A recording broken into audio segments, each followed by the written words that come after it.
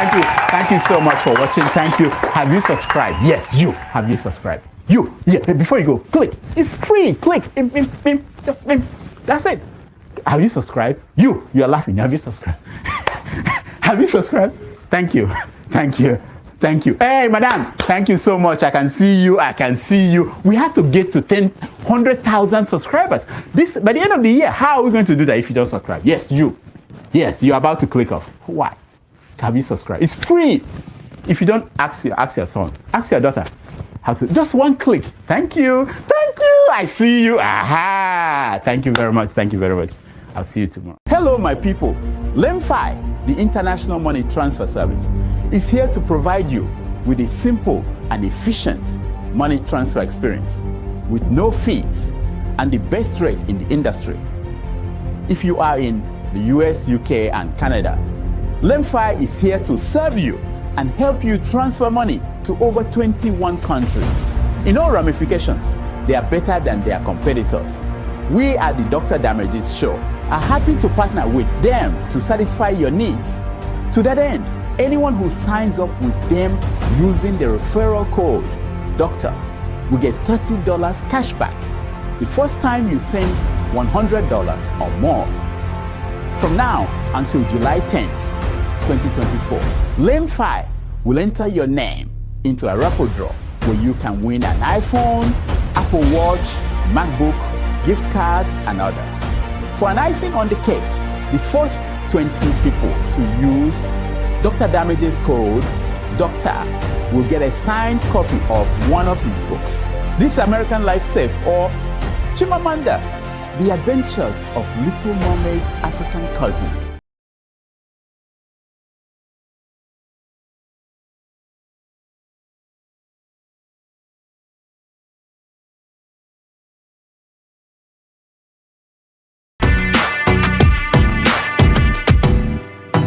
In Nigeria, land of milk and honey, Asian land where history isn't funny.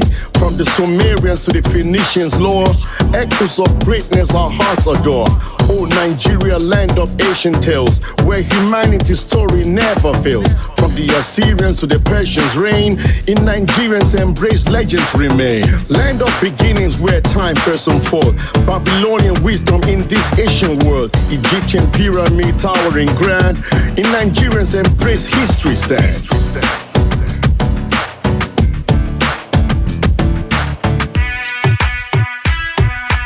In Nigeria, come and see Nigerian power. In Nigeria, come and see Nigerian fire. In Nigeria, come and see Nigerian shower. In Nigeria, come and see Nigerian wonder.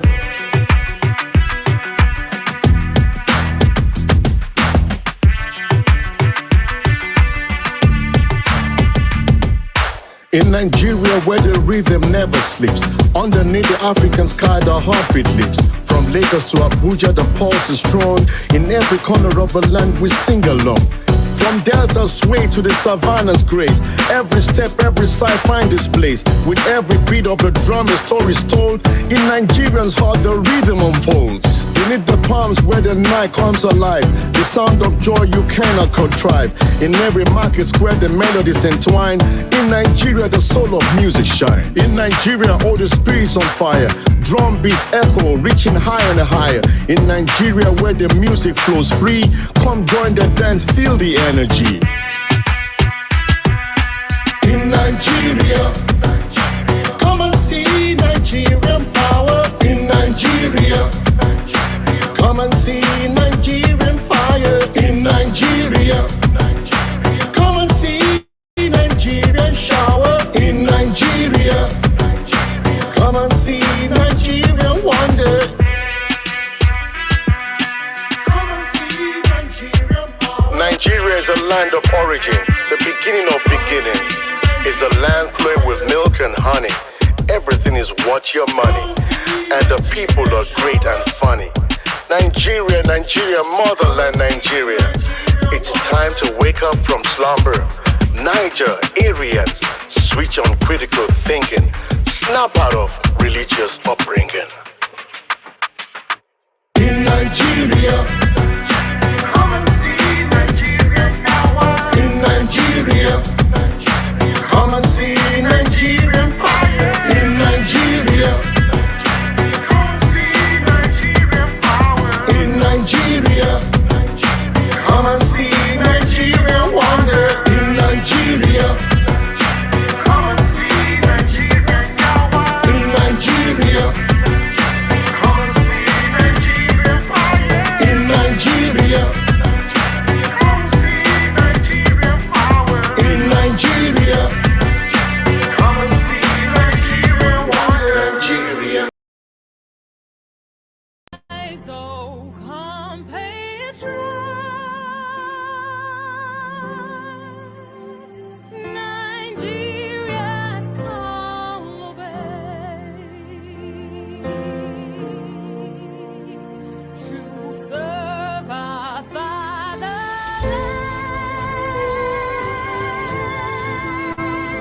We love and strength and faith. Our heroes past shall never be in vain. To serve with heart and might, one nation bound in freedom, peace and unity. Hey, that's so, oh yeah. Alright, so compatriots, Nigeria call obey to serve our fatherland with love and strength and faith. The labor of our heroes past shall never be in vain. To serve with heart and might, one nation bound in freedom. In freedom, in freedom, peace and unity. Arise, my people, arise, my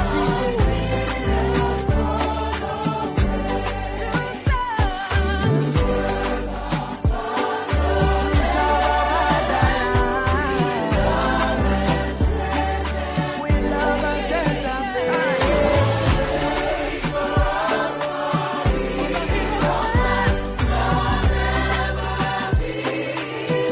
With all our hearts and minds we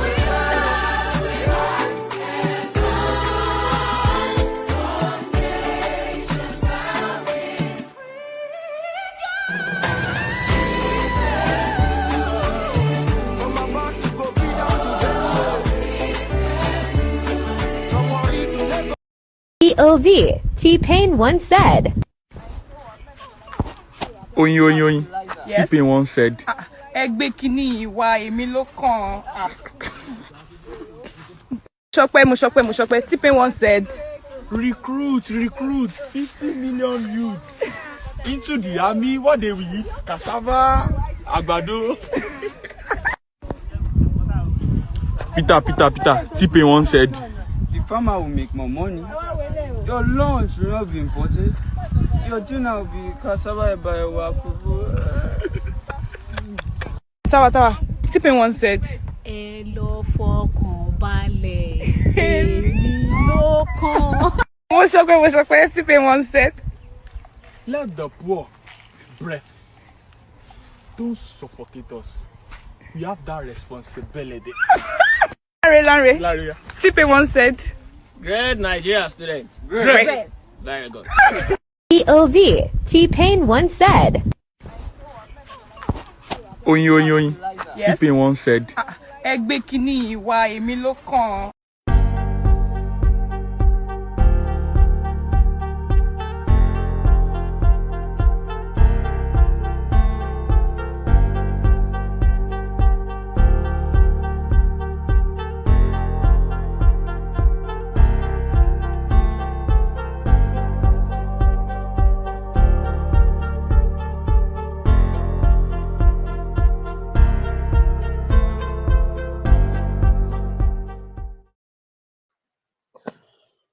Good morning.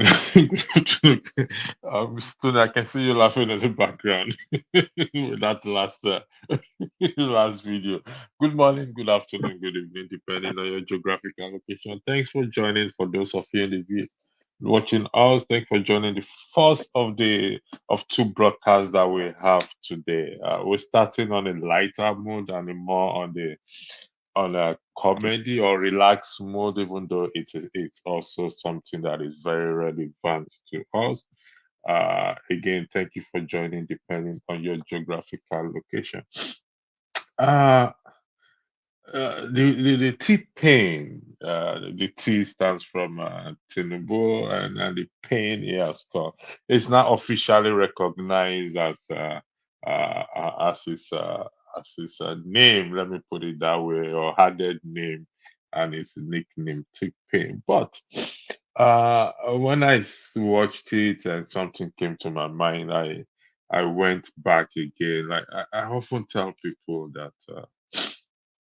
No matter how you see the Bible, you can never beat it because it tells us everything about life. So, what came to my mind was Proverbs 22, and I'm gonna highlight these. I'm using I took it from the amplified, no, the Message Bible, where it states here that a sterling reputation is better than striking it rich. Is being rich bad? The answer is no. I mean, I would love to be rich. I would love to have a private jet. I would love to have my own. But how did I get it? At what expense? I'll play that. I'll play that video again. It's very interesting when we see it, and I think we're gonna learn a lot from it to so that we'll talk more about it. Let's play it again just for the. Oyin oyin oyin.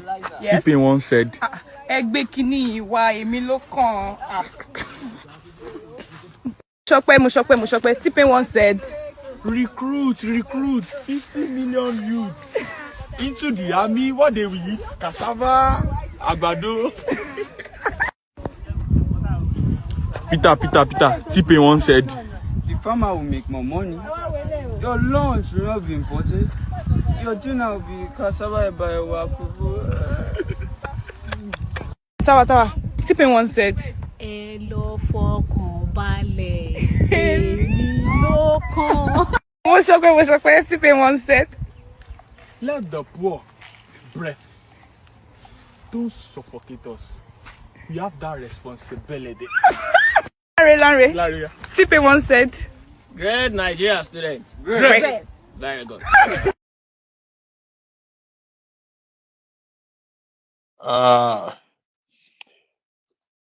You know when a man once known as one of the wisest man that ever lived on the planet Earth, which is Solomon.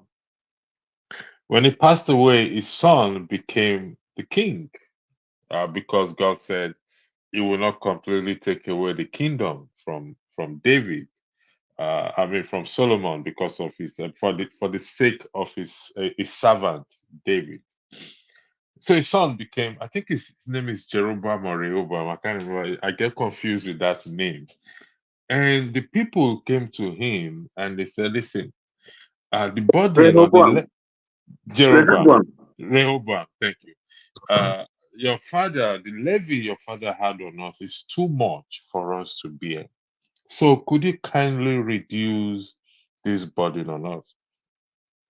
He spoke to the elderly ones, and they said, "Listen to the voice of the people, reduce it."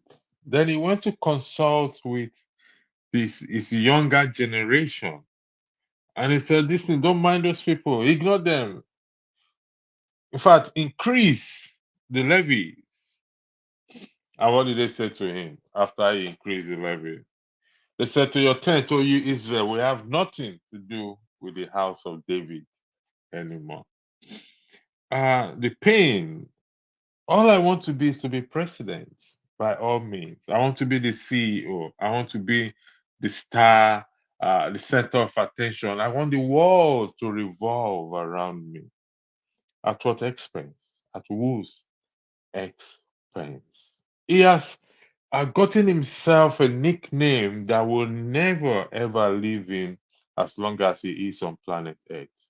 T-Pain, given to the policies, the unfriendly or the not people friendly policies, and the advisors he surrounds himself with, and that is why we are where we are today. While we look at him, we should also turn the mirror on ourselves, because it's not just about him. It's not just because he's up there. About we that are below, what we even do to each other. If we look at the mirror, I can say to myself, oh, I'm also a pain. Let me use the word Andrew. No, let me use the word my first name, O Pain. Do I cause pain to my fellow human being? Uh, and how do I do that? While we all can make mistakes, it's also for us to find our way back from that mistake. Mr. Tony, I'll yield the floor to you in respect to this. This is going to be, we want to make it a relaxed mood, but at the same time, looking at what I highlighted up there earlier, that a sterling reputation is better than striking it rich. The floor is yours, sir. Thank you. Good morning, good afternoon, wherever you are listening from. Pastor, thank you for that funny teaser. I think it's and the intro very apt, very relevant, and very instructive. So I thank you, and I thank you for having me here at the platform once again. Yes, I think you just summarized it in a very, in a very, very beautiful way. Nobody will deny that the country is not where it should be. Things are really, really, really bad. And if you go by some of the things that you shared there, I haven't seen the 50 million youths recruited in the army. And from what we hear, cassava, gari, and ewa have gone beyond the reach of the common man. So things are just not working the way it should. The hope that I don't want to use the new title that you gave to Baba. No, that is given to Baba. I wasn't the one that gave to him. It was a collective decision and was officially announced. So that is. Did you no Atiku, the PDP presidential candidate, addressed him on his X page as T-Pain. That's Atiku. Okay. So if Atiku can address him as T-Pain, I mean, it can't be put on me that No, the man was smart because what he didn't put Atiku Abubakar, he just put AA.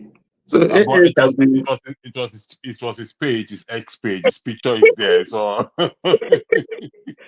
it can be his assistant or his writing for him. So but that's a funny one. Yeah, there's a sense in which you can say the man is right because if you if you are trying to analyze the achievements of Baba T, that's what I call him. One of his greatest achievements is changing the national anthem from what it used to be to the old one. That's one of his achievements. The other ones he bought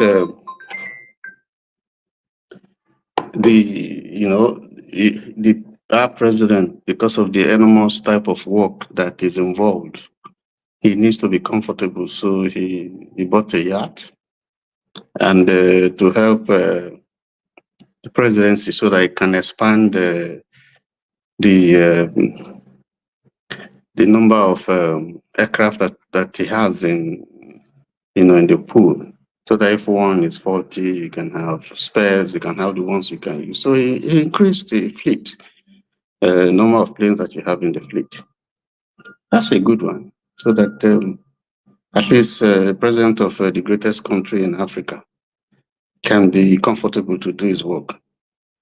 So having said that, I think he has enough to do his work, because now he can relax, he can fly to anywhere he wants. He has everything that it takes, and then he has a citizenry that is ready to endure and tighten their belt and hope and give him some time. So I think he has everything going for him. So I don't see any excuse why he should fail. And so if he's not doing well, the question now is, what is the problem? If you have all these things, because some of which you said if he is not doing well, sort of suggests as if he is doing well. No, I told you. Yes, I say he's doing well. I mean, he's increased our fleet, the presidential fleet. He has bought a yacht for the president. He has since he has increased the revenue by taxing, taxing almost every aspect of life, increasing tax. He has succeeded in asking the people to endure and keep on supporting the government, and somehow the people are supporting. They're supporting so far. And how about the cassava, the agbado, and the yam, and the 50 million is supposed to recruit? Has that been done, sir? I know you have been sarcastic. I recognize that sarcasm. We're hoping if he can do it, if he can recruit 50 million youths into the army, that would be very, very great. So the people, our youth will be very, very employed. 50 million is quite a lot. And it's quite a lot, but yes. he has not recruited one. We've not heard of one being recruited so far. Maybe that's why he's taxing. He's taxing every like Rehoboam. Instead of reducing the yoke, he's increasing it. So maybe that he's looking for the money that he will use to pay the 50 million, because you have to have the money to be able to pay 50 million. That will be a record. If we can have 50 million youths added to the number of the military, which is maybe less than 400,000 or whatever, so that would be great, and that would be the largest army perhaps in the world. People's once leadership reflects on the people determine whether you are indeed a good leader or not. We'll come to that. But let's look at it in a general, given to the topic that value of good name and honor. Like I said, we also need to turn the mirror at ourselves as citizens. Yes. In terms of value of good name and honor in our own little space, where we belong in our community. So what is is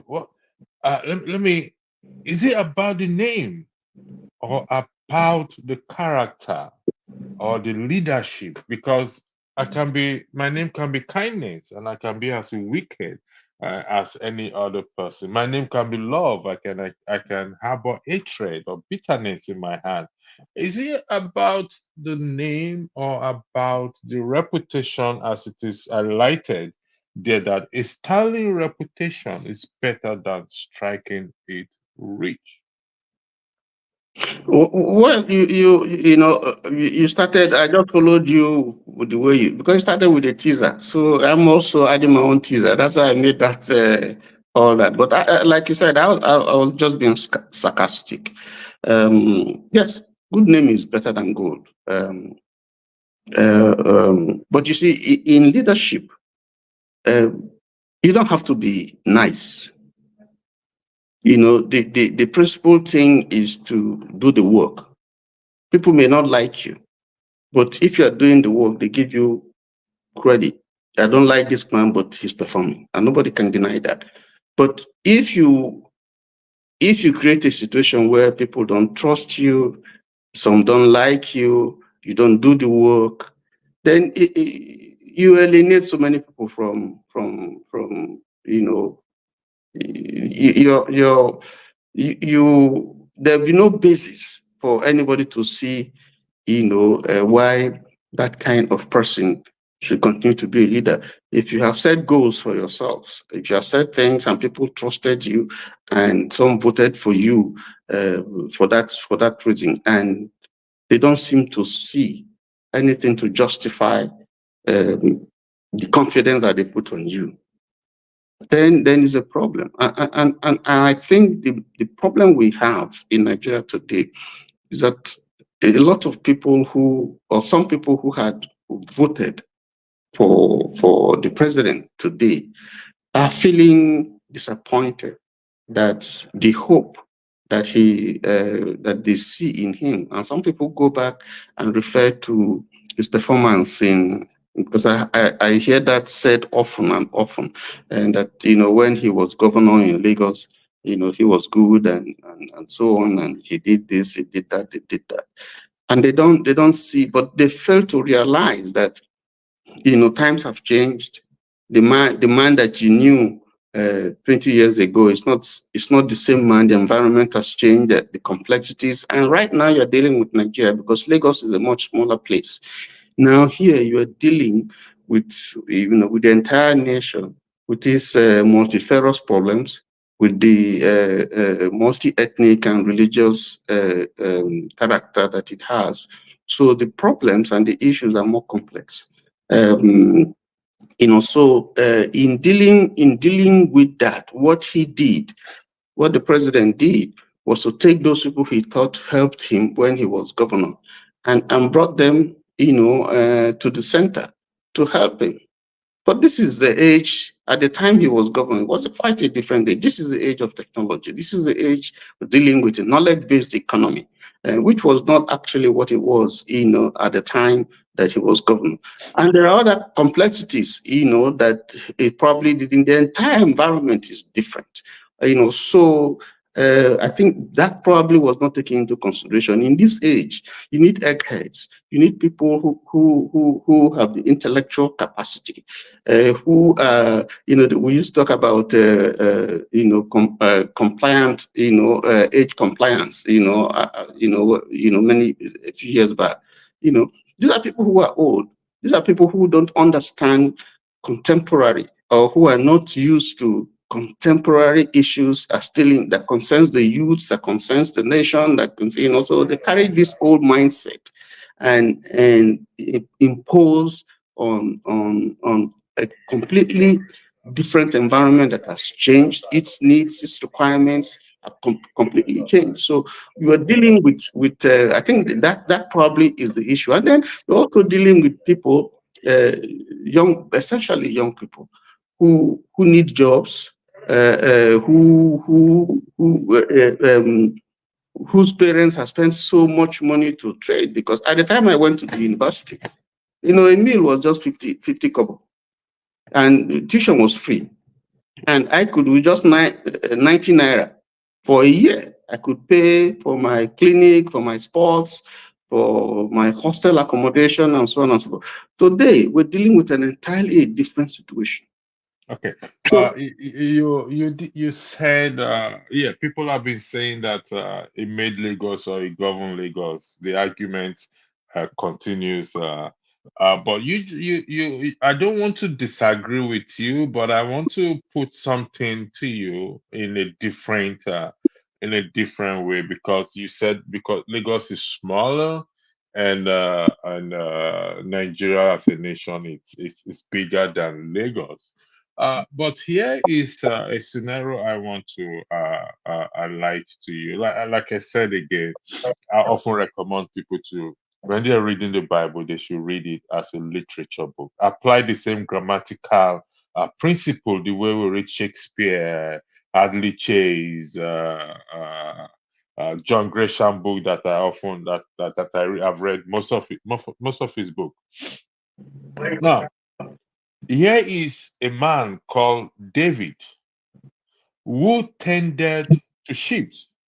His care was for sheep, and he was able to protect the sheep from the bear and from the lion. And as a result, he was chosen to become a king. And he managed, he governed Israel and its surroundings. So the only thing saying that because Lagos is a small state, it performed well. So now is a president of Nigeria, the complexity is different. Don't you think that is not why he is failing, or it just did not govern Lagos as we think it did, and something probably blocking that how do they call it? Preventing us from seeing incapability of governing Lagos State, because there were governors before it became Lagos State who have established some things. I grew up in Lagos State, so there were things that existed before Tinubu became governor of Lagos State. So that comparison, that's an argument that, oh, because Lagos is small, so it was, and Nigeria is, you're a student of the Bible, so David was tendering, and I keep saying this, sorry for I'm speaking too long. The reason why God chose David was the care, the love for what? For people. That is why God chose David, because David could tender for those sheep and protect animals. And for that reason, God chose him to say, you know what? You can protect or look after my people. Welcome, Mr. James, to this our lunchtime first broadcast of the day. The second broadcast will be coming up late this evening at 8 p.m. West Nigerian time. So we're talking about value of good name and honor. I don't know if you've been following. We played the video earlier. Now, the argument Mr. Tony just brought up, which I am challenging, not disagreeing, I'm challenging, says that, oh, Lagos is a small state, so it performed well. Now it's in Nigeria. And I'm extracting an incident that happened in my literature book called the Bible. David managed animals, and he managed it very well. And the same talent, the same experience he gained in managing animals, he applied the same experience when he was managing human beings, large numbers of human beings. Should that not be the case with Tinubu? If the claim is that he managed Lagos State, should he not be able to manage the country rather than failing? Mr. James, the floor is yours. Then I'll come to Mr. Tony. Thank you very much. Yeah, thank you very much. Hello, Mr. Tony. Good morning. Thank you. Good afternoon. Mr. James, we're not here. Your volume seems to be a little bit low. Is it possible you speak into the speaker a bit, please? Yes. Can you hear me now? Yeah, we'll go with that. Okay, good. Thank you. The way I see it is this. This guy was not prepared for leadership. He was only prepared to grab power. This is how I see the bunch of people governing the country today. You see the man they call Obafemi Awolowo. He governed Western Nigeria just the way Bola Tinubu governed Lagos. His accomplishment in Western Nigeria, he repeated it again when, in fact, there was no difference. between his actions during the Action Group era and the UPN era. These are men who prepared for leadership. These guys who are in power today, considering what they did in the past and what they are doing now, you know that they had ulterior motives. That is to plunder the country, and that they are doing it successfully. And one impression I want people to have is this: he never won the election. INEC made him president of Nigeria. So it's puzzling to me when people are saying that people voted for him when the election was flawed. If you ask me, as I always say, what would have Bola Tinubu scored if the election was free and fair? I will tell you, I don't know. I don't know what Showore would have scored. I don't know what Atiku would have scored, because INEC robbed us of that opportunity. So whenever we are analyzing the election results, we should forget all about the votes. They allocated them. It was vote allocation. That is one thing. Then it is not true that he beat Lagos. If he beat Lagos, why are people still going to the overseas for medical treatment? Why are people still sending their children to private schools? What about the water supply scheme in Lagos? So many things which he did. In Benue State, where I come from, and Bruce Ali did just one thing thoroughly, and that is education. The schools he opened are still in existence. In fact, they are the leading high schools in Edo Delta today. Benue State University, Ekpoma, he established it, and that university is growing. If Ali had not governed Benue State, I just wonder what would have happened to the children of Edo Delta today. These are men who left their legacies, who left their footprints in the sands of time. Bola Tinubu was not prepared for leadership. Now, being a pro-democracy advocate in those days, we expect much of him to do far better than the military. Time will not permit me. If I list the things Samuel Ogbomudia did in Benin City during his time, you will glorify military administration and vilify civilian administration. So this is how I see it. So anyway, the issue of a good name is better than whatever it is. Good, in my opinion, good and bad are relative. What is good to you might be bad to me, and what is bad to me might be good to you. So if good name is better than honor, or honor is better than good name, is relative. It depends on how people see it. Mr. Tinubu, the president, he has earned a name, T-Pain, meaning that Tinubu and causing Nigerians pain. So it's officially now known as T-Pain, and Atiku Abubakar also recognizes that. Not that he's any better than Tinubu, my opinion. I recognize Tinubu to be T-Pain. So that's what we call him going forward. We don't address him as President Tinubu anymore. He is addressed as T-Pain. Violating his new name may lead most of us to prison. If you call him President Tinubu, they may be upset at you. So, Mr. James, going forward, he is T-Pain. Yeah.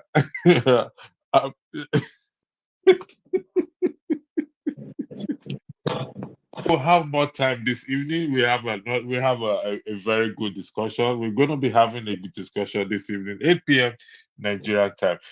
You see, when we said value of good name, it's not necessarily because my name can be good names, and I may be the baddest person. I may be inflicting pain. So it's not necessarily the name itself, but my person, my personality, my character, particularly in position of leadership. Because I give an example in case the son of David, Rehoboam or Jeroboam, when the people came to him to reduce taxes, and he says, no, he listened to what? To the younger ones. And so even though his father was a good man, his grandfather was a good man, and people expect the same thing to continue. But unfortunately, that is not the case. So it's not about the name, my name itself, it's about me being good and doing everything within my power to ensure that I do right by my fellow human being. So, Mr. Tony, being a student of the Bible, I just highlighted. I'm challenging your argument where you said Lagos State is a small state. It's a small place compared to Nigeria. And Mr. James, I'm agreeing with Mr. James that it wasn't prepared for leadership. Or in fact, it was all pretension. And this is my own opinion. All the while in Lagos State, I grew up in Lagos State, and a lot of things have existed. Jakonde, I'm one of the beneficiary of free education in Lagos. And like what Mr. James said, where are the hospitals? If he actually built Lagos State, and this is also, I yield the floor to you. I can continue going on. And Mr. Tony, the floor is yours. Thank you. Okay, thank you. Welcome, Brother James, to the discussion. I think you Electric, you probably didn't quite get my flow. I said that usually you hear people say Lagos is not Abuja, Lagos is not Nigeria, and so on and so forth. In a sense, Lagos is a microcosm of Nigeria in terms of also its complexities, its the nature of the people who live and work in Lagos. But what I meant by that Lagos is a smaller place is that in terms of the complexities of the job that is involved, you cannot compare the job of just being a governor to that of being a president of a country like Nigeria. So, so that's what I meant, Now I'm saying that. Sorry for interjecting you. I want to reverse something back now. I'm going to do a reverse, reverse something back now. Will you hold the same position or this argument if P2B is the president and he was governor of, just like Tinubu, of Anambra State 2 times? Would you hold the same argument? Okay. If he's performing. Okay, I'll touch all that, but let me just lay the background and clear and make some clarifications in terms of my earlier statements. If we go to, you made references to David, to Rehoboam, Solomon, and then a few days ago we talked about Nehemiah, and we looked at leadership. And permit me to just say one or two things about discussion in connection to Nehemiah. And we saw that there was a preparation.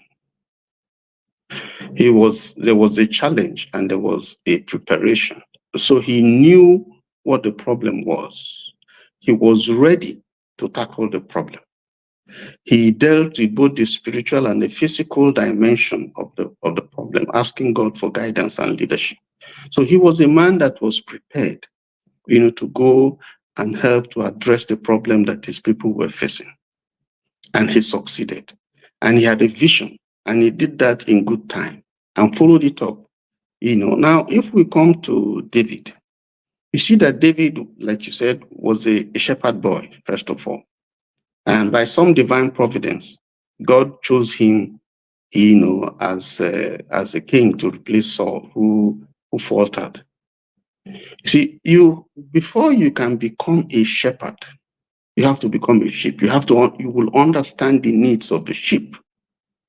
That's the only way you can be able to, when you take over the role of a shepherd, because you already know what the sheep would require, and you have a mindset to protect the sheep, then you can be a good shepherd. Now, so David was prepared spiritually, and you know that David, even after he was made a king, he was anointed by Samuel, he was attached to Saul, although for a different reason. So right there, he would have had the experience, the initial experience of royalty, of kingship, where, ministering to Saul, Saul had a spiritual problem, so he would play his flute and so on and so forth. So he already had a base with the palace, okay, in preparation to take over from Saul. And that's the spiritual, that has a spiritual grinding, a spiritual. Sorry, Mr. Tony. Mr. Tony, I am going to interject you here, please. Pardon me for doing this. You see, this is our problem. I use the word our problem, particularly in Nigeria. We over spiritualize everything, and that is why we are no, Mr. Tony. I'm sorry that I interject you, and you see that is why we are where we are today. We come to the diaspora. We come to this part of the world. We present our CV to look for job and everything, and they don't attach this spiritual aspect. They look at our CV. So when we now start to, David was dealing with animals. So let's be clear here. He was dealing with animals, and the care and the concern he has for those animals is the same concern he carried over in taking care of what? Of human beings. So if Tinubu is the one that made Lagos, the idea that he has, that is the argument or the claim by some people that he made Lagos. So that idea should also still be in him, because he is not living in America. He lived in Nigeria. He's seen everything. And if he made Lagos or he built Lagos, Nigeria should not be difficult for him. I don't want us, please, with due respect, I want us to look at these things literally. We must not Electric, you are not allowing me. You are not allowing me to you are trying to create a background to answer the question that you put to me, but you are distracting me. You're throwing in so many things, so you can't understand. I think you give me some time so that I can weave what I'm trying to say in a way that make it. Remember, we have Mr. James here as well too. So just go ahead, sir. So because you mentioned these biblical characters, so I'm using them, to create the background, for the issue that we're talking about. So I'm saying that yes, the credential that David presented when he went to war against, when he found himself, trying to stand for his nation against the Philistines, was when he was telling Saul, these are the things I have flaunted before him. When a beast came, I fought it, I killed it with my bare hands and so on. Those are the credentials that he presents. But I'm saying, because we are taking things from the spiritual. That's what you just mentioned, the scripture you quoted and the characters that you mentioned, biblical characters. And so I'm following your logic, and I'm saying that, listen, there is a preparation. To become a leader, if you want to be a good leader, you must be prepared. That's one. Two, you must have a vision of what you want to. You must have an idea of the problem that you want to deal with, how enormous it is, and what the resources that you need, the materials that you need, the team that you need, to be able to grapple with the problem. And I'm saying that, yes, he was a governor. I'm not saying he built Lagos. I didn't say he built Lagos. Everybody contributed one way or the other in building Lagos. One man cannot build Lagos. But I'm saying that he has been a governor. He was a governor for 8 years. He was a senator and so on. He had some experience. And people feel, I hear it every time. People feel, oh, he built Lagos. I didn't say, oh, he built Lagos, so he should be able to do this job. That's what they say. That's just not me just saying it. Whether he's the only one who built Lagos or so is for people to, but definitely he was not the only one. So I'm saying that, so with that mindset, even with what people are saying, the thinking that because, quote unquote, he built Lagos, so he should be able to be a good leader. That doesn't, for me, that doesn't make sense, because I'm saying that Nigeria is a more complex country. There are more complex issues. So if his criteria, if the thinking is that because he built Lagos, and people can dispute that, even his contribution, whether what he did or whether he did well or he didn't do well, It depends on the school of thought where you belong. That was for those who voted. There were those who voted for him. There were those who voted James. We can put. There were those who voted for him. So people who voted for him or who think that he will make a good leader, that was what the points that they put forward, that because he did X, Y, and Z, therefore he is a good candidate to become president and he will do well. But you remember we started this discussion by saying he promised recruiting 50 million youths and all that, and we're saying we haven't seen the 50 million youths recruited now. We haven't seen cassava and agbado right now. But the point I'm trying to make is that the problem that we have today is that the reason why I brought Nehemiah is that I don't believe that he was actually truly prepared to take up this mantle that he had.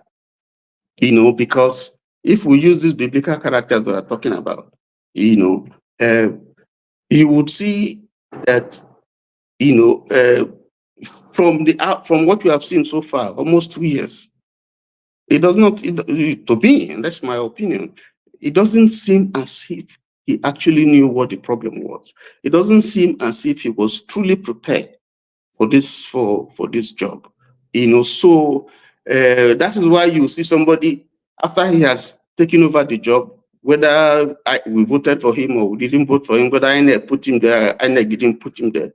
When someone gets the position of office that he has now, begins to say, "Oh, the people who came before me, they were so bad. That's not an excuse." Obi would say, you are supposed to know. You are like Nehemiah. You're supposed to assess the problem.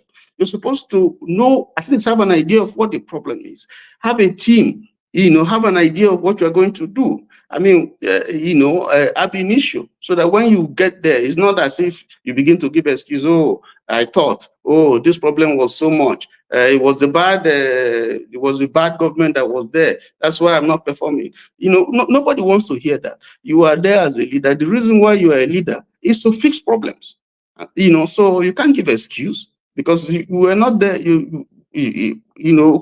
You are not there to give excuses. You are there as a leader to solve problems.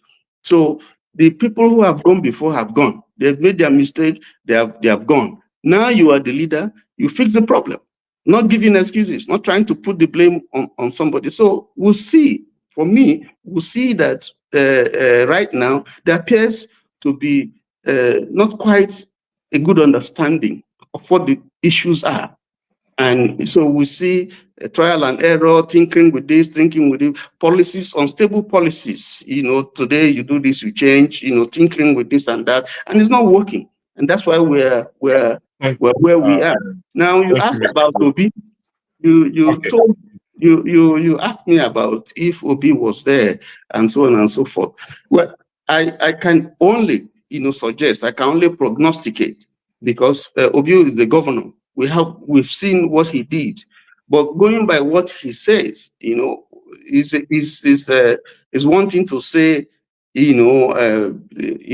present a vision, but it's starting to walk the talk, So for me, even though what Obi says, looks like good ideas that can, move us forward, but we are yet still to see how that can be practicalized in concrete terms, because there are other issues, there are other complex issues that you have to deal with. Like you said, the people, Rehoboam was not prepared.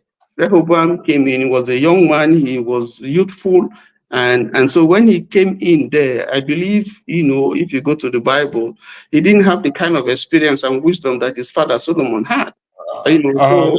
Okay, Mr. Tony, we will leave this aspect for our usual Wednesday. But Mr. James, because you're taking me to a place where saying Rehoboam does not have the experience, this and that, is young. There was a king that became there was a child that was a king and was protected and was trained at the age of 7 or 8 years from the back. Mr. James, we're looking at Tinubu's CV. Oh no, sorry, apology. T-Pain CV. So we have to be very careful to address him with the right name. We're looking at, it was governor 8 years. It was senator before he became governor.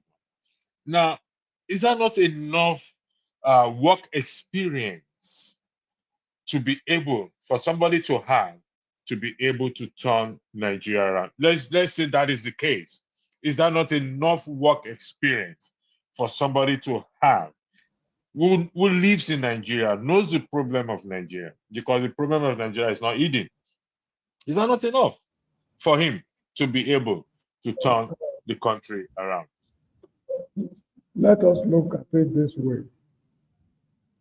The few leaders we've had in the past who left their footprints in the sands of time, like Lateef Jakonde of Lagos, Bola Ige, I think of, I can't remember, is it Mr. James, we're not hearing you very well, please. Do you mind? Sorry. Can you hear me now? Can you hear me now? Yes, it's okay now. Let me see, because anyway. So the point I'm making is the few leaders we've had in the past who left their footprints in the sands of time, like Ambrose Ali of Benue State, Lateef Jakonde of Lagos, and others, even Awolowo and others, they had no political experience in manning offices before they were able to excel. Even one of them, Samuel Ogbomudia, what that man did, no governor in the whole of Nigeria can break his record in our lifetime. He was not even a high school graduate. He stopped in Form 4 at Western Boys High School, Benin City.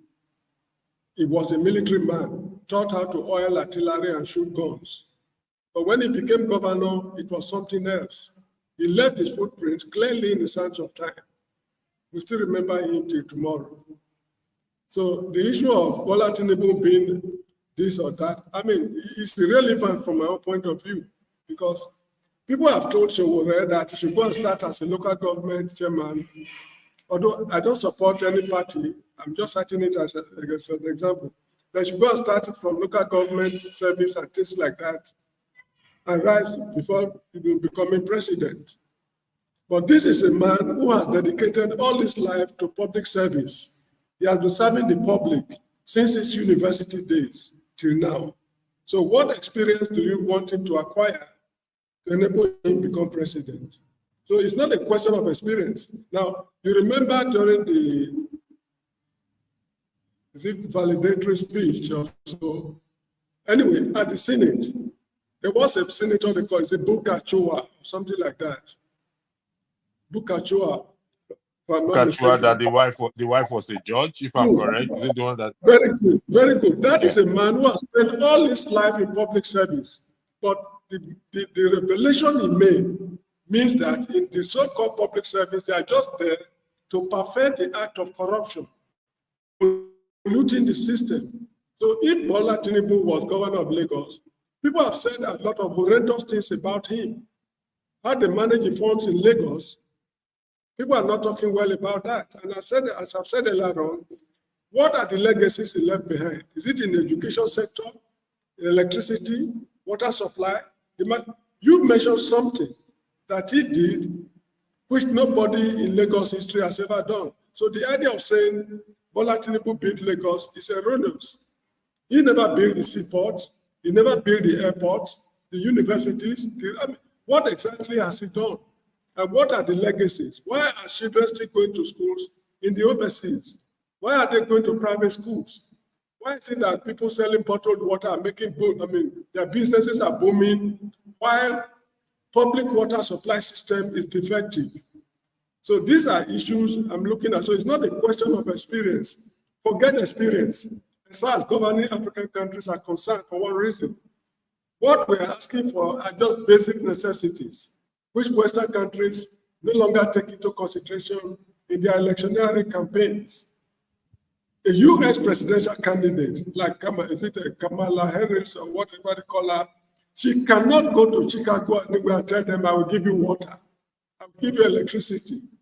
She will fail catastrophically. Because what we are asking for does not require any iota of experience to provide the people. So when they are dealing with foreign policies and complex issues, nuclear programs, space research, experience matters. but not with supply water, how to tar roads, how to build primary schools and things like that. You don't need any fucking experience. So this is how I see it. And we should get something clear. We are being very critical of Mr. Tinubu because he's not performing. But this man never gave you and me any clear-cut manifesto. He refused to attend presidential debates. No Nigeria took him to task. So why are we complaining now? Exactly. Because Actually, he assigned his question. They assigned his question for other people to answer. Very good. Like Bruce Lee, I always mention on this program, when he was vying for governorship, he made it clear that my cardinal program is education. And they asked him questions, he answered a lot of questions comprehensively. And when he started the program, he was not running from pillar to post. He was focused. Unlike the people who are there now. Now, you look at the horrendous state of the Nigerian economy. What is happening to the resources of the state? Now, this is a man who claimed to be finding things difficult. Whereas the main revenue, revenue for the state, crude oil sales, there's colossal crude oil theft going on right now. What has he done as a head of state to check this problem? If they really mean well for the nation. Because that's the bread basket of Nigeria, the Niger Delta, the crude oil resources there. It's been stolen by Nigerians. So what has he, as head of state and commander-in-chief of the armed forces, done to correct that anomaly? Look at security problem in the Northeast. In fact, throughout northern Nigeria, what has he done to make, to show that he is different from what's it called, Buhari's administration? So I just believe that we are no serious people as Nigerians. All Nigerians, including myself, we are no serious people because Aristotle said, if people get the government they deserve, this is the government we deserve. This is why we are tolerating him. If not, we should know what to do. We are not tired of saying we are tired. When we are tired of saying we are tired, we will know what to do. So this is my opinion. Electric, can I come in there? Just briefly, just 2 minutes. 2 minutes is small. 2 minutes is small. Yes, I heard Brother James speak. First of all, Obasanjo, Yaradua did not attend any presidential debate or whatever. They didn't, so it's not new. And Obasanjo made some contributions. Yaradua, he didn't have enough time, but he tried his bit. So it's neither here nor there. It's not that for me. It's not something new. Obemudia, Obemudia. I used to be my state. My state used to be part of that state, and you cannot use the military government to compare to a civilian government, because under a military government, you don't have all the institutions as you have in democracy. It's a military rule. It rules by decree, so they do what they want. So that analysis would not is not a good comparison, to make. I can contest the fact. Your statement that Obasanjo, that Bumudia was the best governor ever. Nobody. That's contestable. It's a sweeping generalization. I think we can contest it. We can contest it. But to go back to the issue that we're talking about, the point that I'm making is nobody is saying that the current president is doing well. That the current government at the federal level is doing well. Nobody is saying that. That would be a complete misnomer for anyone to say that. That's not correct. What I'm trying to say is that in coming for taking the office of president, the US that you mentioned, Mr. James, Barack Obama was a senator. If you look at most of the presidents that you have had, they have had experience either in business or in public service. So experience is critical. You can't just come. You can't just be a novice and just go and yes, it's possible, but experience is critical. Experience in managing people, experience in managing the administration, managing a company.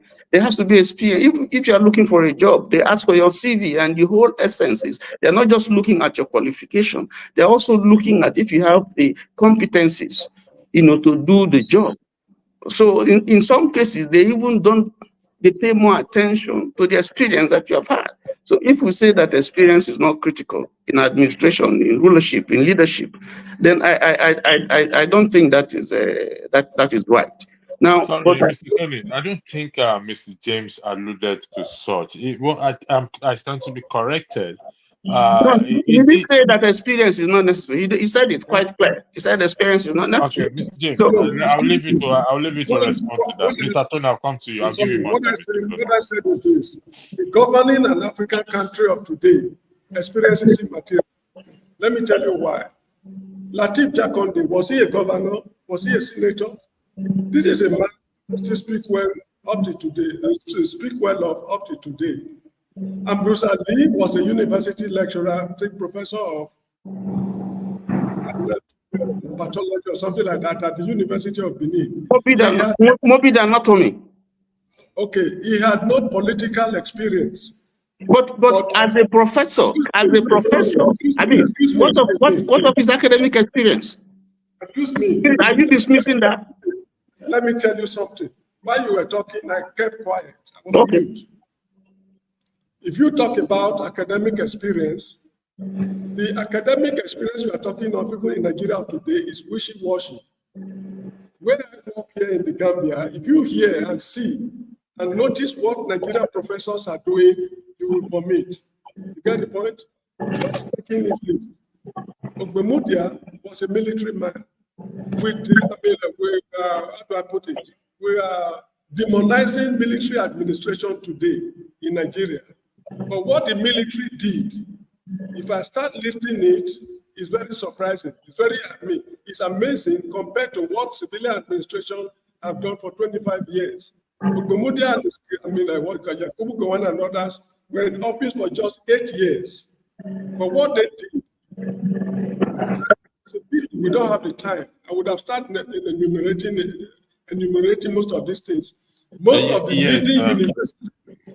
Most of the leading public universities we have today, they were set up by the military during the military dispensation.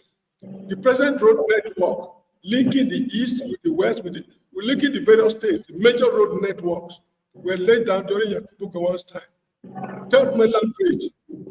In fact, I just cannot mention most of these things right now. Experience to supply water. What experience do you need to supply water? What experience do you need to build houses for primary school and secondary school? The experience does not matter in governing a modern African state. This is the point I'm making. But when you are dealing with industrialized states, dealing with problems of space research, new ballistic missiles production, to relate with people internationally and nations internationally, yes, experience counts. But look, when I was living in Benin City, let me tell you, most of the things we ask for today, these were things the British did during the days of Bola Ahmed, like secondary schools, roads, hospital, and prison yards, and those. During the days of Bola Ahmed in 1897, that was when the British concluded all those things. Go and listen to British the prime ministership debate today, or US presidential debate. None of them talk about water supply, electricity supply, gas supply, road networks. They don't talk about it. They talk about terribly serious things. So we are too elementary to compare ourselves with the United States, Canada, and other highly industrialized countries. This is the point I'm making. Thank you. What we need is sincerity. We need sincere men and women to run their. Look, Ambrose Lee had the opportunity to empty the treasury. His children were schooling in Nigeria. They never took them abroad. Whenever he falls sick, he receives his treatment in Nigeria. This is the point I'm making. We need sincere men and women, not dirty experience like that of Bukachua and others who, I mean, we are not serious people. I've said it. Aristotle said, the people get the government they deserve. This is what Thank we you very much. deserve. Thank you, Mr. James. There's one thing the three of us here cannot disagree with. All the people are asking is a basic amenity, in particular, electricity. And that's why you see my stage name is electricity.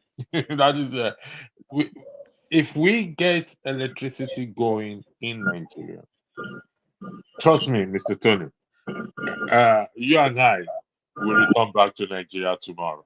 If we get electricity going in Nigeria, I can guarantee you I'm packing my bag and baggages. I'm heading back home without seeking the face of the Lord or seeking the face of God if I'm to return back home. Also, there's one thing I want to point out again, that yes, it's not obligatory for anyone to attend a presidential debate if they don't want to. However, if you attend a presidential debate or a debate, it is expected of you to speak, to talk, to answer questions, not delegate questions to other people to answer for you. So him going for the Chatham House, I don't know the name they call it. Why they even went to Chatham House, I still don't understand. This can be done in Nigeria. Waste of money. You should be able to answer questions that you've been asked, not delegated to what? To somebody. When you become president, you can start to delegate. Because these are the things that people will look at. Now, I know we don't have time. This is our first broadcast. Mr. Tony, I sent you a message on the private chat. I don't know if you saw it. If you can go to the private chat and look at the message I sent you, it's for this evening program. Mr. James, I will say I will get in touch with you. We're going to have another broadcast this evening. Over the week, I will bring both of you here. Let's have this discussion. You see, I'm sorry, I tend to agree with Mr. James in the sense that, in fact, Nigerians, the leaders, I believe some of them have more experience than even Donald Trump and Joe Biden, if they are sincere with themselves. Because most of them have been in government for years. Some of them are businessmen. So they have that experience to change the trajectory or the story of the country. But because they are not sincere.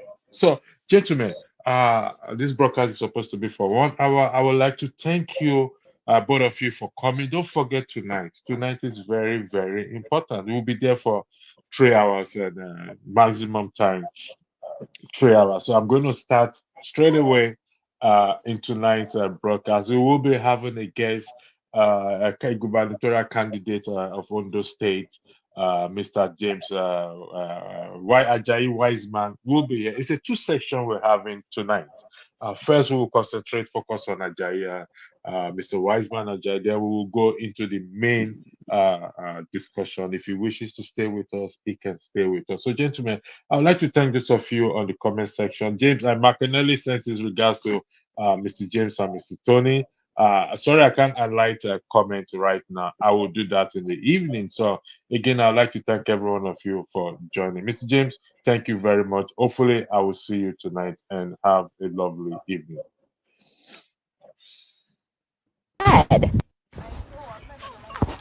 Oyin. Yes. T-Pain said. Ẹgbẹ́ kìíní ìwà èmi ló kàn.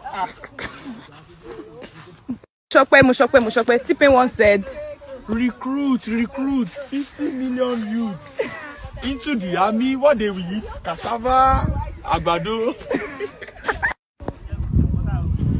Peter. T-Pain once said, The farmer will make more money. Your lunch will not be imported. Your dinner will be cassava by Tawa. T-Pain once said, Ẹ lọ fọkàn balẹ̀, èmi ló kàn. Mo ṣọpẹ́. T-Pain once said, let the poor breath don't suffocate us. We have that responsibility. Larry. Larry. TPAIN once said. Great Nigerian students. Great. Very good.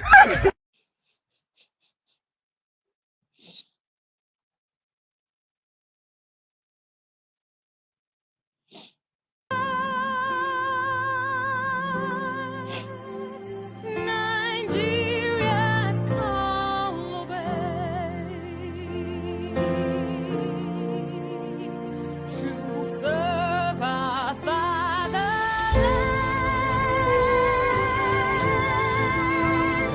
We love and strength and faith. The labor of our heroes past shall never be in vain. To serve with heart and might, one nation bound in freedom, peace and unity. Hey, that's so. Yeah. Oh, yeah. Arise, O compatriots, Nigeria call obey to serve our fatherland with love and strength and faith. The labor of our heroes past shall never be in vain. To serve with heart and might, one nation bound in freedom. In freedom. In freedom. Peace and unity. Arise, my people. Arise, my people.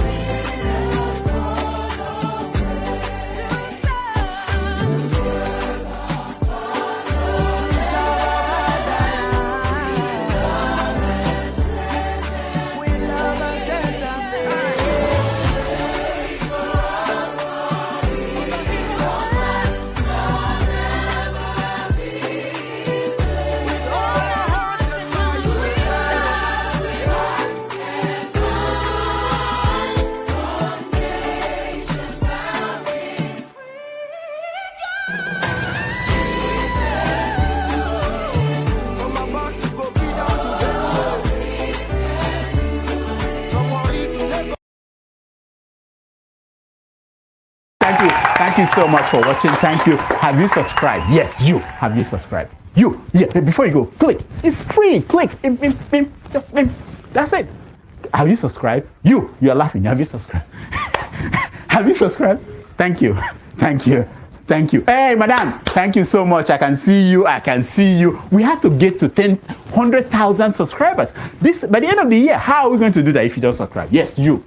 Yes, you're about to click off. Why? Have you subscribed? It's free.